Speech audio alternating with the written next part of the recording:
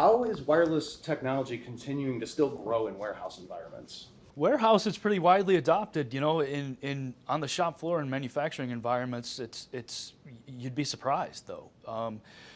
I've sat in on some meetings with large organizations who might make vehicles we all drive, and IT doesn't know the control staff.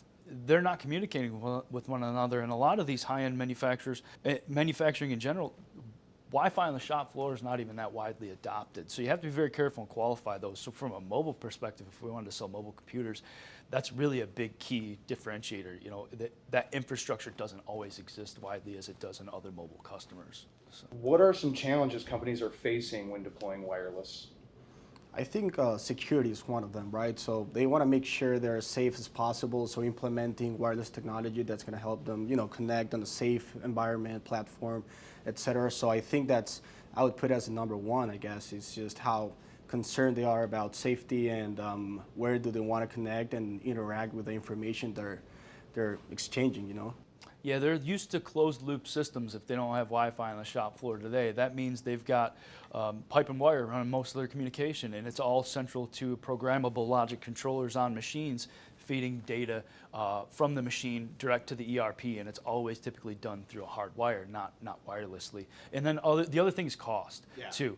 You know, a lot of manufacturing environments I've been in, I mean, literally, I've been in some where somebody takes a fastener that comes out of a bowl shaker and they put it in a nest to spin on a table to be inspected and then kicked off as good or bad. So when you're manufacturing fasteners and you're probably supplying somebody who's tried to get the best price from you, you don't always have a big budget. So I find oftentimes a Wi-Fi project on their shop floor is something that you just continue to put off sometimes. What are the latest features? Why would a customer upgrade to newer wireless infrastructure? It's going to be about, what do you have right now and then where you want to go and what benefit it brings. It all depends on what system you're looking at. So like, you were saying, it's, what's your budget and why you want to implement. If you're going to implement something fairly simple, that's going to be wireless, and then it's not going to change much your current, operation. I'm not sure how many benefits it's really going to bring. So it all depends how far and how much you want to invest.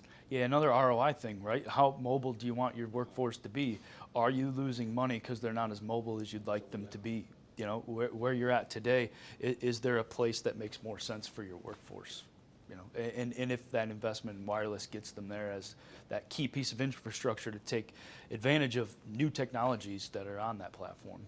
What necessary components are needed for a push-to-talk environment? Yeah, honestly, Wi-Fi is first and foremost.